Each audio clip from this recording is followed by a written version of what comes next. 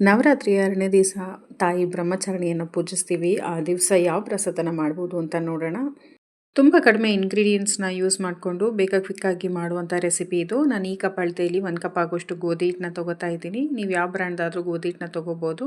5 ನಿಮಿಷ ಇದನ್ನು ಚೆನ್ನಾಗಿ ಹುರ್ಕೋತಾ ಇದ್ದೀನಿ. ಜಾಸ್ತಿ ಕಲರ್ ಎಲ್ಲ ಚೇಂಜ್ ಆಗೋ ತನಕ ಹುರ್ಕೋಬೇಡಿ. ಸ್ವಲ್ಪ ಘಮ ಬರ್ತಿದ್ದಂಗೆ ತೆಗೆದಿಟ್ಕೊಳ್ಳಿ.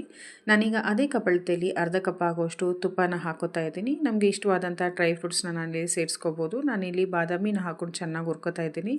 ಈಗ ಸ್ವಲ್ಪ ದ್ರಾಕ್ಷಿನೂ ಸಹ ಹಾಕ್ಕೊಂಡು ಚೆನ್ನಾಗಿ ಗೋಲ್ಡನ್ ಬ್ರೌನ್ ಆಗೋ ತನಕ ಹುರ್ಕೊಂಡು ನಾವು ಡ್ರೈ ಫ್ರೂಟ್ಸ್ನೆಲ್ಲ ತೆಗೆದಿಟ್ಕೊಂಡು ಅದೇ ಬಾಣಲಿಗೆ ನಾನಿಲ್ಲಿ ಹುರಿದಿಟ್ಟಿದ್ದಂಥ ಗೋಧಿ ಹಿಟ್ಟನ್ನ ಸೇರಿಸ್ಕೊಂಡು ಇದನ್ನು ಸಹ ಒಂದು 5 ನಿಮಿಷ ಚೆನ್ನಾಗಿ ಹುರ್ಕೋತಾ ಇದ್ದೀನಿ. ಇದನ್ನು ಜಾಸ್ತಿ ಕಪ್ಪಾಗಿ ಹುರ್ಕೋಬೇಡಿ. ಇದು ಕೂಡ ಚೆನ್ನಾಗಿ ಘಮ ಬರಬೇಕು. ಈ ಹಂತದಲ್ಲಿ ಚೆನ್ನಾಗಿ ಹುರ್ಕೋಬೇಕಾಗತ್ತೆ.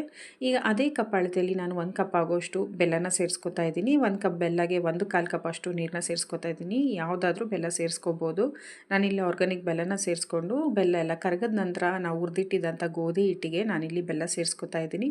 ಆಮೇಲೆ ಇಟ್ಕೊಂಡು ನಾವು ಬೆಲ್ಲದ ನೀರನ್ನ ಸೇರಿಸ್ಕೊಂಡು ಚೆನ್ನಾಗಿ ಮಿಕ್ಸ್ ಮಾಡಬೇಕಾಗತ್ತೆ. ಗಂಟೇನಾಗೋದಿಲ್ಲ. ಇದು ಬೇಗ ಪ್ಯಾನೆಲ್ಲ ರಿಲೀಸ್ ಆಗಿಬಿಡುತ್ತೆ. ಸ್ವಲ್ಪ ಹಾಕಿರೋ ತುಪ್ಪ ಎಲ್ಲ ರಿಲೀಸ್ ಆಗೋ ತನಕನೂ ಚೆನ್ನಾಗಿ ಒಂದು 5 ನಿಮಿಷ ಹುರ್ಕೊಟ್ರೆ ಸಾಕಾಗುತ್ತೆ.